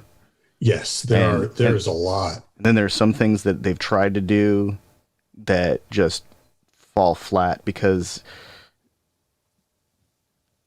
they just don't translate. The mechanisms that we enjoy a story by reading it are different than what we see on a screen. And you can also build up a lot of information in a reader's mind over the course of pages and then finally deliver. Whereas on a screen, there's a timeline and it has to go, second by second. Well, this is kind of where Invincible did such a good job of translating the story, but also the sheer level of violence without making it tasteless. Violence is tasteless by default, but there's a way to do it so that you understand why it's being done and it's not just mindless and senseless violence. So I think that's where the Invincible TV show is like, we're going to be gory, we're going to be brutal, but trust there's an end to this in that all of these other properties have been dressing it up for you. Like all those people that died when Superman knocked that building over, they just didn't show it to you. They didn't show the arms coming off. Now we're going to show it to you, but we're going to do it on a cartoon so it's not as brutal. Like Boys borderlines on it, but even Boys doesn't go as far as Invincible but it would be too shocking. I Now think. we talked about MCU, and I thought I didn't feel like it was very brutal. And he's like, no, man, it's just because you can't see the blood. Go back and watch some of the fight scenes, and I did. And then I actually pulled the whole chronological MCU marathon. Not really marathon. I just power watched it, but that movie, those movies are absurdly violent, like incredibly violent, and it's. The violence is only, cut up by brief moments of talking, and half of the talking is jargon. It's just stuff they talk about in the movie that's only really relevant to that story, moving it along forward. There's like 2 executions in Falcon and Winter Soldier. Yeah. Where one was kind of an accidental execution, but the other was deliberate. Where I'm like, whoa, if these people stay dead, these are like Mortal Kombat style killings on a Disney Plus show. And that's kind of where I was looking at that. I was horrified at the fact that those things are on a Disney show and people are going to be watching that with their kids. Mandalorian's about a bounty hunter. Right. I mean, but just because they like nerf it up, you can watch it with your kids. Shit is crazy to me. There was an execution in The Lion King. Oh yeah. I mean, Lion King's fucked up. It's super fucked up. I mean, Bambi, come on, bro. Bambi gets off in the first 5 minutes. Yeah. Or Bambi's mom. 5 minutes. It's like Bruce Wayne level orphan style shit in Bambi. I mean, Dumbo, Pinocchio, these things about exploitation. You know what I'm saying? If you just look at all these things that are supposed to be kid properties, like fucking Bugs Bunny cross-dressing and seducing dudes and then them getting violent with him afterwards, there's a whole lot to unpack there. All the violence in Tom and Jerry. Yeah. And they're actually friends. They're just pretending to be violent. I don't know if people realize that the whole reason they're pretending to be violent is so that the owner doesn't get rid of the fucking mouse. And Tom's just like, they're supposed to be friends. It's like this most convoluted plot, but you never get it because they don't actually say anything. So it just looks like they're being violent. Well, eventually they altered the Tom and Jerry show so they were like interacting on an actual friend level. I remember seeing versions of that story where it's like they're getting in the car and they're going to go on a picnic, like that kind of crap. Almost like Goofy, Goofy and Donald and Mickey going for a picnic, like that level of like, oh, we're chill now. A lot of these things are. I think a lot of these properties get managed by people that have, their own motivations. And at some point, that's how we end up with X1 and 2 and 3. I mean, it's starting to really bother me that the idea of Bruce Wayne is taken by some executive and watered down to the least emotionally adult parts to sell toys. Like the things that they're doing with that mythos to sell toys, if you just look at it, it's fucked up. That's fucked up. You're taking this dude who had his parents killed and ultimately was so emotionally destroyed that instead of figuring out through therapy, he becomes a vigilante. Watering that down to sell toys is fucked up. Just inherently. And that's what I'm thinking. Like, it's bothered me for a long time. And until I was able to articulate it to myself and like, oh, they're doing this to sell toys. That's evil. That's some evil shit. Because then if you think about it, there's been the potential for Dick Grayson to be one of the most well-known orphan adoptees of all time to destigmatize adoption. That didn't happen. Dick Grayson was like a ward. He was everything but a son to Bruce Wayne for a very long time. And only recently have they started to acknowledge that Bruce Wayne adopted Dick Grayson and that's his father, because America has had such a capitalist obsession with blood being the basis for a family that nobody's even really thought about this angle, in the sense of like, why was it so important that we don't see Dick Grayson as Bruce Wayne's son? Well, they also introduced Damien as a character, Bruce Wayne's son, that he didn't even know about. Blood, exactly. And the mother didn't even tell him because he didn't want her. But Damien is more Bruce Wayne because he's by blood, even though Dick Grayson was raised by him. Yeah. And he makes this a point to make Dick Grayson aware that he knows this as a fucking kid, when he's like, just remember, I'm his blood. You're just an orphan he took pity on. He says that to him. After kicking the crap out of him. Yeah, and that's where I'm like... a kid kicked the crap out of Nightwing.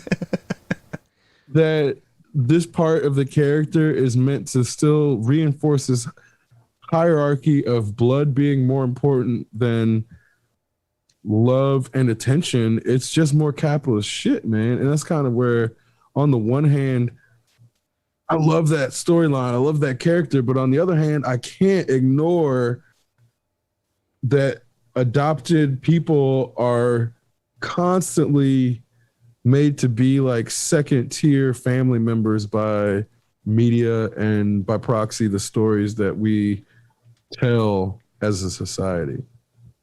It's really crazy to me. Like, I have adopted people in my family, which is not in my nuclear family, but in the extended family, which is where, in thinking about that, that's where I'm like, man, they're constantly told by society that they are not the same to me as my other family. So that's why I have to actively deconstruct that shit, because society is constantly telling them they're not the same as my other family because they don't have the same blood, which is absolute bullshit. And that's kind of where it pisses me off, having adopted family members that society is like telling them they're not as important to me as like my blood family. That shit pisses me the fuck off. Like, really, it really does. Like, I really despise that sentiment as somebody who has people in my family who have been adopted. Like, I shouldn't have to deconstruct that idea. Like, that shit like really pisses me off to my core. And it's one of those things where the only reason like I'm even talking about it is because we've had this opportunity in Dick Grayson to reframe how people see adopted children, and we haven't done it. Haven't done it. He's not even the only ward. He's not even the only ward. Fucking Tim Drake. Yeah. Not even the only one. Tim Drake, Jason Todd, Carrie Kelly. Yeah. Who else? Stephanie Brown. There's so many people that have donned the mantle of Robin. We don't actually get that in. We're not getting that yet. Hopefully, maybe we'll get a live action story with Jason Todd. Or I mean, they're doing one on. They already did on Titans. Oh, okay. Oh, it was the. But they're bringing in Tim Drake, even. Oh, cool. Well, he's kind of no. When did?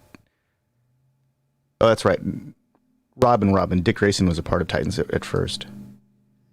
Then he left, and when he became so Nightwing. This is Titans is like in between where they were showing Robin transitioning to Nightwing, realizing that he's been replaced, and dealing with that, and then Jason Todd's gonna eventually get replaced, but it's happening. They're doing the Red Hood storyline. Obviously, we haven't seen how they're gonna do it yet. They'll get there, but yeah. And I think they're doing it in a different way than the comics. Obviously, in the sense of, like, we haven't even seen the Joker yet in this universe, so it's not going to be Joker beating him with the crowbar. I don't think that's going to happen. Yeah.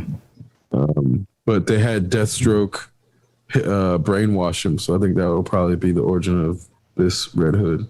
I just found this really interesting DC infographic about Robin in the comics. So Dick Grayson becomes Nightwing and eventually dons the Batman. And Jason Todd becomes the Red Hood and eventually becomes Wingman and also dons the Batman. And then Tim Drake, he becomes the Red Robin and eventually they show him as Batman from Batman Beyond. Stephanie Brown, she becomes Batgirl. Damian Wayne, he just stays as Robin, it looks like. Carrie Kelly, Catgirl. Well, that's kind of crazy. There are a lot. There's more that I don't even recognize. Bird, Isabella, Dak, Robin 7, Duke, Andre. That stuff's nuts. Looks like I've got like 3 Robins to catch up on. That's cool, though, that it looks like the first 4 Robins all end up donning the mantle of the Batman at some point. You know, that doesn't even get into Batman Beyond. Does Batman Beyond... Nah, the Batman Beyond is interesting, too, because it started off as a cartoon and then went to the comics. So yeah. There's like a few... I think Harley Quinn is one character that was created in the show. And then there's only a few characters that were created on television and went into the comics. And it's like, I don't know if Fish Mooney's actually transitioned to the comics, but she was created on the TV, like the Gotham show. But then, yeah, Terry McGinnis, I think, was created on the Batman Beyond TV series and then transitioned to the comics. Let's see. Original characters, Batman Beyond, or Batman the Animated Series. We've got Harley Quinn, Red Claw, Daggett, Montoya, the Phantasm, Lockup. Oh, I forgot about Phantasm. Yeah, that was a movie. They made a movie of that one. Mask of the Phantasm. That was a good movie. That would be a really good live action Batman. Because that was holds up. That was a good detective story on its own. Yeah. That's where like Hush still is like a good storyline, no matter how many times they tell it. Yeah. That's the one where the Riddler goes crazy, right? Yeah. But then they changed it for Batwoman or Batgirl and had it be Tommy Elliott. Oh. So it like still worked. Well, because then I feel like there was another one where Tommy Elliott, besides that one, like, because there's been multiple iterations of Hush. Yeah.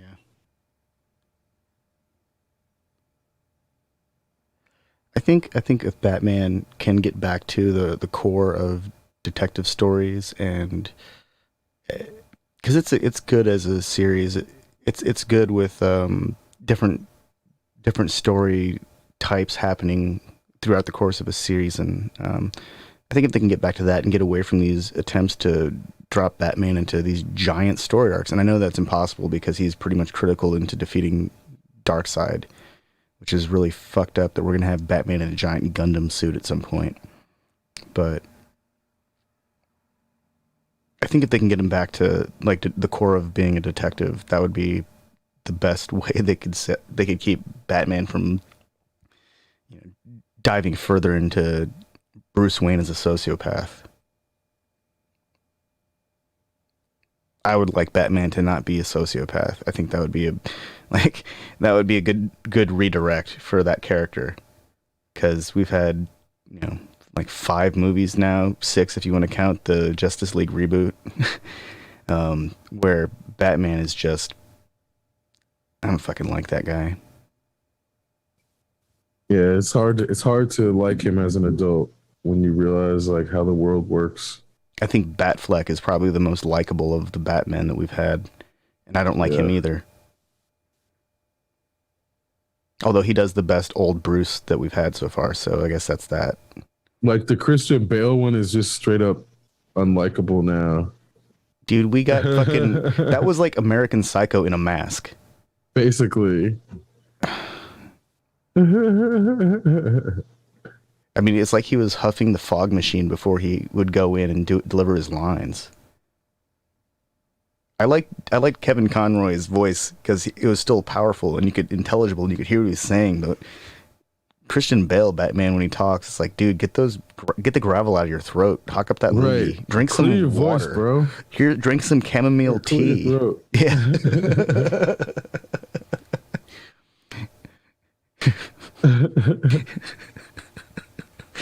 Yeah. And then, like, you know, Bane. What the fuck was that? Why did they make him sound like? Ugh. I don't know, man. I was not a fan of the Tom Hardy Bane. Personally, it was lame. He did not. I mean, and in the process, it's like I don't want to advocate for stars to take roids, but that's where you need to like CGI him or some shit. 300. Those guys did P90X for Right. 3 months, and then they spray painted the shadows along their muscle line so they would look more muscular. Those guys didn't have Right. to take roids. They looked fantastic. I mean, they looked like they were And working he out. did take roids, and all you like, he didn't get ripped. He just got back knee. Like Tom Hardy has so much back knee in that movie. It's like, dude, that shit is distracting. When roids backfire. All the worst parts of the roids, because he is not ripped at all. Which is where I'm like, I don't know what kind of workout program they put him on for that shit, but it was fucking terrible. It was not the way Bane should have looked. Man, you know who And would have been Tom Hardy- great as Bane? Fucking The Rock.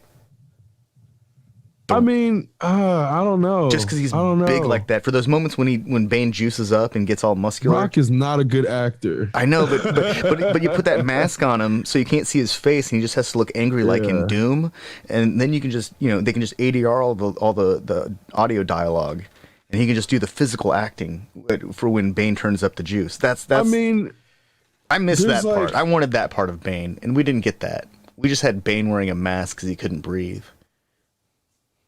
there's enough Latino strongmen that could have played that part Yeah, as to that's where true. like I want Bane to feel like a crazy luchador who's also smart enough to give Batman the work because he's thinking ahead, but is also eccentric.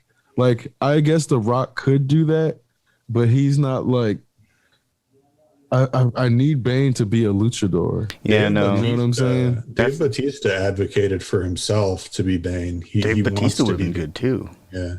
Yeah, I think he he would have walked been. into a meeting with Warner Brothers and was like, "I want to be Bane," and they were like, "We're not even casting," and he was like, "I know, but I'm going to be Bane." They should have Yeah, cast I think He him. would be good. He'd have been great. He's got the build for it. Like he's Yeah, he's definitely got the build. big enough to. But I don't be think he's Bane. got the acting chops either, and that's kind of where him as Drax is like That's pushing it. one note. You know, well, I take that back. He was in Blade Runner 2049. I think he demonstrates that he's got a good enough range to play something like. Well, we're gonna see him in Bane and Dune make it as good. Yeah, I don't think he's a bad Ravan. actor, honestly. I Yeah, think he's actually Ravan. pretty good.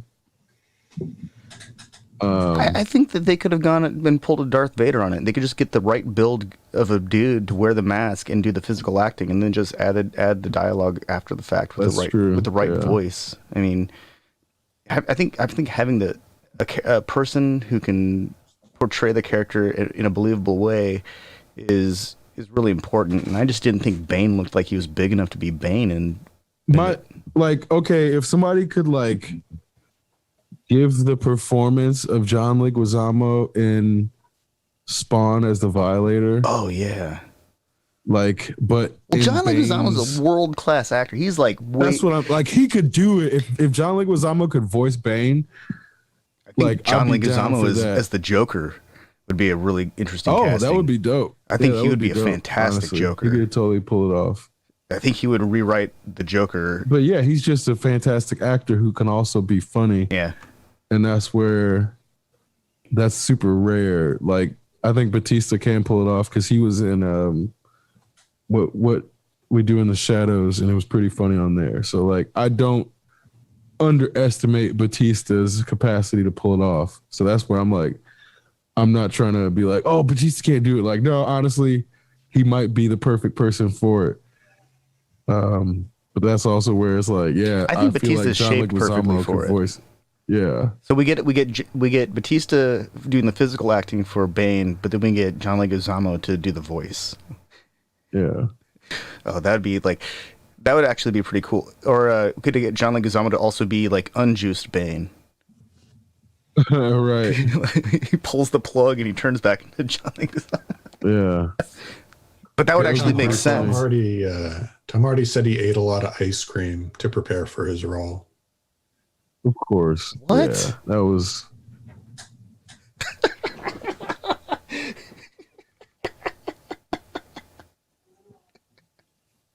Yeah, he definitely was not Bane ripped or Bane big. He wasn't big or ripped, either one. Like Chris Hemsworth does more for his parts than Tom Hardy did for that part in a way that made him look like he was like he didn't understand the assignment. He didn't understand the assignment is what it comes down to.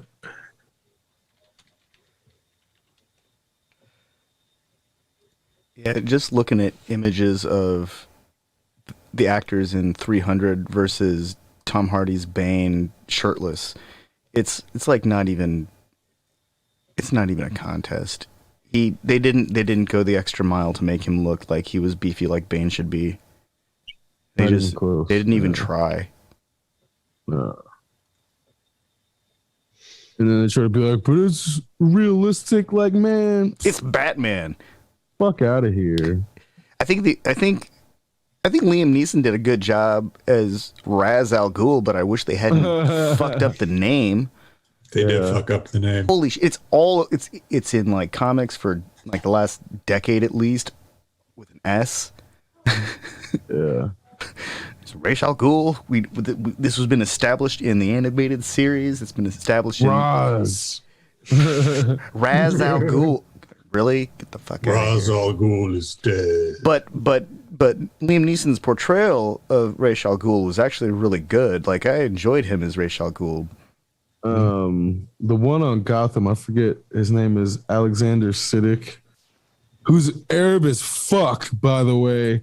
His actual full name is super Arabic. And that's where I'm like, his race is like the best one we've gotten.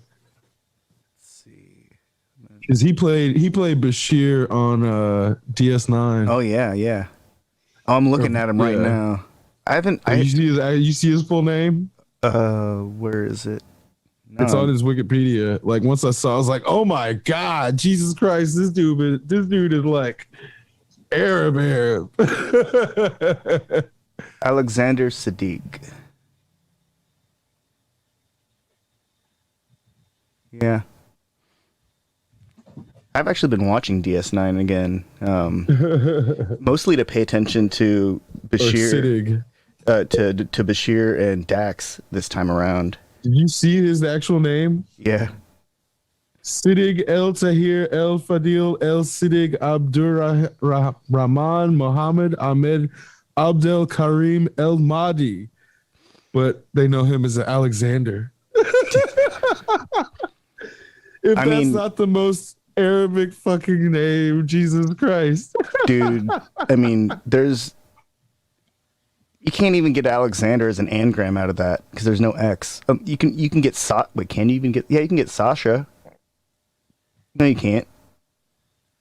Yeah, you can. I don't think Alexander is like one of the actual names because it can't be. Hold on. Well, no. Okay, so here's a really big stretch with a shark jump. You can pull Sasha out of his name, and Sasha is a pet name for Alexander. So that might be a big stretch. That's a huge stretch. That's like leaping across the Grand Canyon, actually. Alexander in Arabic is Alexander. Okay, so there is. Yeah, it's not even in there. No, that's what I'm saying. Because it's like it's Iskandar in Turkish. So I'm like, I know what Alexander looks like in like those types of languages, and there is an Alexander, but none of them are in his actual name. Yeah. Which is why it's like, yeah, this is hilarious because that's where then you look at Bashir and like, oh, this dude's obviously British. This motherfucker been Arabic as fuck this entire time. Well, Just tricking people. Yeah, man. I mean, I guess his father is or no, his mother is English, so he is technically English. So that's not a lie, but he just left out the other part where he's Arabic as fuck. Malcolm McDowell is his uncle, apparently. The actor Malcolm McDowell, who was in he was in one of the Star Trek movies. Interesting. He was in Generations. He's also in Malcolm McDowell in He's also in A Clockwork Orange. And what's it Gangster called? number one. I'm sorry. He was in Gangster number one. Yeah. Truth Seekers. He's fucking hilarious in that show. Oh, isn't he the dad? Yeah. He's fucking amazing in that show. He's also a world-class actor. Yeah. Wasn't he on Community on the episode? Yeah. Yeah, he's just He's all over the place. Fist of the North Star? What the fuck?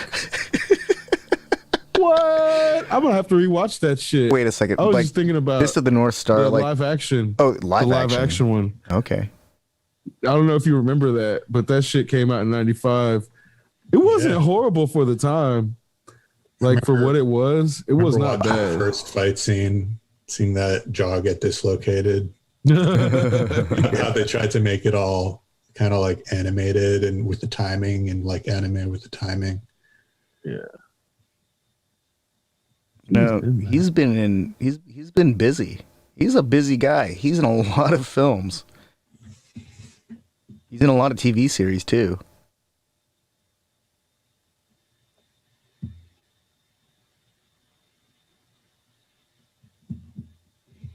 He's been on South Park.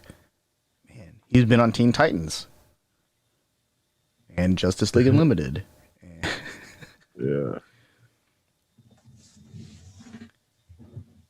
Man, I gotta say, Malcolm McDowell's got to be a very interesting dude because he's on like Robot Chicken and Metalocalypse and CSI and Kung Fu Panda, and He clearly doesn't take himself too seriously. I think he knows how to have fun. He's on Star Wars Rebels. Yeah. Teen Titans Go. Like he's voiced video games. This guy is super busy. Oh, he's Alexander Siddig's uncle. That's what's up. That's crazy, right? That's like the craziest, like random connection. I didn't even notice that before. Man. But, yeah, man. I always like finding shit out like that where, I didn't realize like Mark on Invincibles played by an Asian American dude. When I found out, I was like, oh shit, this is amazing. Like, well, his mom's played by Sandra Oh, who was on Grey's Anatomy for like a decade. Yeah, and the son or the Mark is Steven Yeun.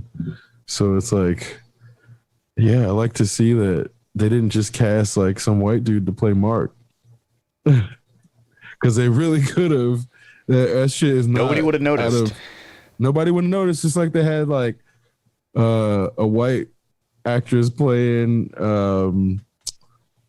the black girl on Big Mouth, and then they recast her before anybody got a chance to get pissed about it, because it's like in the same. And then like Bob's Burgers, they have a white dude playing a black trans woman. It's like, no, we can actually find people to play these parts now, like ScarJo. I still Yes. think ScarJo would be excellent as Nelson Mandela. Exceptional Radio. Exceptional Radio.